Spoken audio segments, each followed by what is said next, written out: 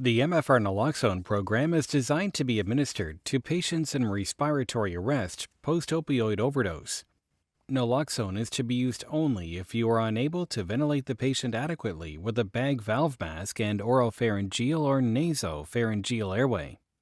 Remember, if the patient is in cardiac arrest, administer CPR and AED immediately.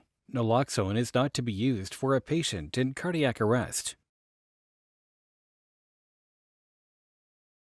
Patient assessment must be completed and documented on the patient care report. This includes blood pressure, heart rate, respirations, breathing quality, general appearance, and the age of the patient.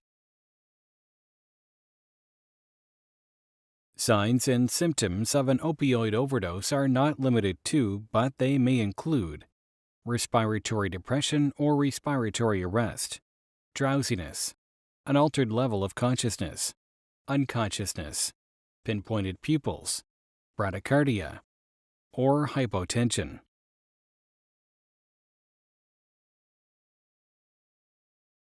Inside of each naloxone kit, you will find the following: 2 ampule breakers, along with 2 ampules of naloxone, 2 nasal atomizers, 2 3 ml syringes, and 2 red-capped blunt fill needles.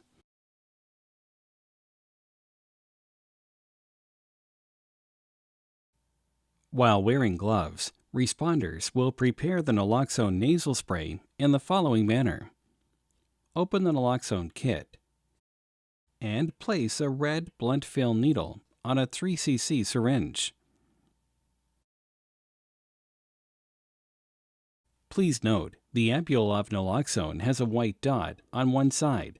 Keep the side facing towards you as you insert it into the ampule breaker. Snap the top of the ampule off with the white dot facing you while pushing the top of the breaker away from you.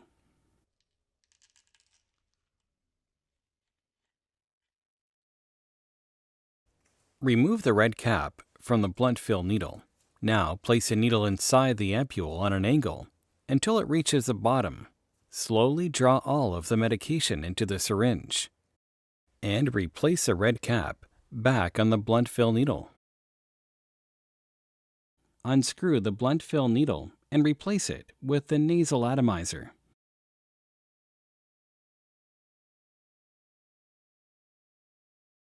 The medication is now ready for administration.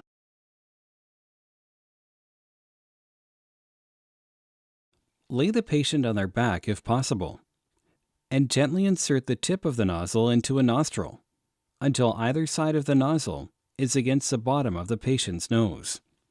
When administering the medication, push a syringe for 1 to 2 seconds to ensure there is a proper mist.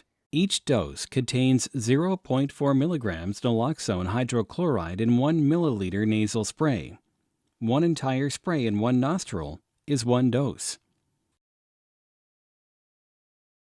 After administration, place a used ampule, syringe, atomizer, and blunt fill needle in the sharp shuttle and give to paramedics for proper disposal. The naloxone kit provided to MFR agencies contains enough equipment to deliver a second dose of naloxone. A second dose can be administered if the patient does not begin to breathe within the first 3 to 5 minutes. Remember, ventilations and airway management is the most important part of resuscitation efforts. A second dose of naloxone is delivered in the same manner as previously described, except administered in the other nostril. It is also important to be aware that naloxone wears off after 30 to 90 minutes and the overdose can return. If the patient responds to naloxone but relapses back into respiratory arrest before paramedics arrive, a second dose should be administered.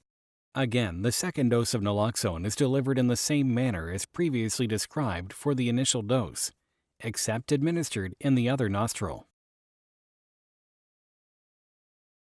Be prepared to manage patient behavior following the overdose reversal, such as confusion, irritability, an attempt to leave, and desire to seek more opiates to relieve the withdrawal symptoms.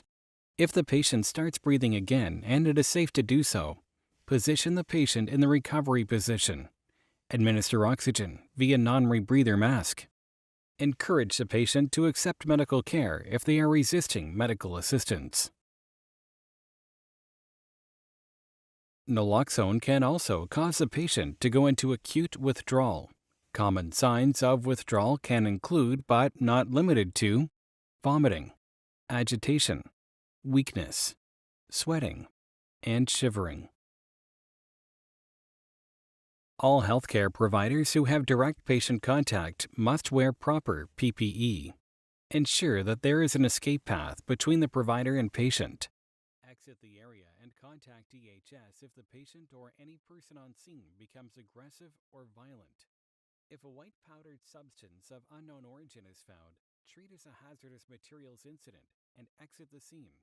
Contact the EHS Medical Communication Center. Caution is to be used when breaking off the top of the naloxone ampule, as sharp edges may exist. Again, it's important to ensure that blunt fill needles, syringes, and ampules are placed in the sharp shuttle and given to the paramedic crew for proper disposal. The MFR agency shall document the following in the notes section of the PCR: signs and symptoms of the patient, attempts made to ventilate the patient using basic airway procedures, the time naloxone was administered to the patient, the patient's response to naloxone. The PCR shall be sent to MFR services within 7 days of the incident for review.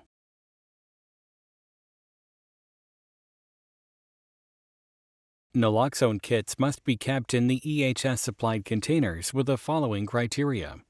It shall be kept between 15 and 30 degrees Celsius and kept in the provided case until ready for use. It shall be taken out of service if frozen. It shall be checked on a monthly basis for expiry and damage. If damaged, a request for missing or damaged equipment report will be filed with EHS MFR services, and the damaged or expired contents will be replaced.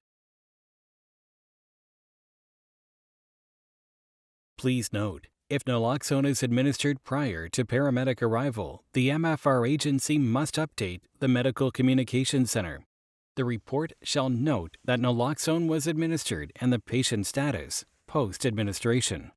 The MFR shall monitor and record vital signs once every 5 minutes until the arrival of paramedics.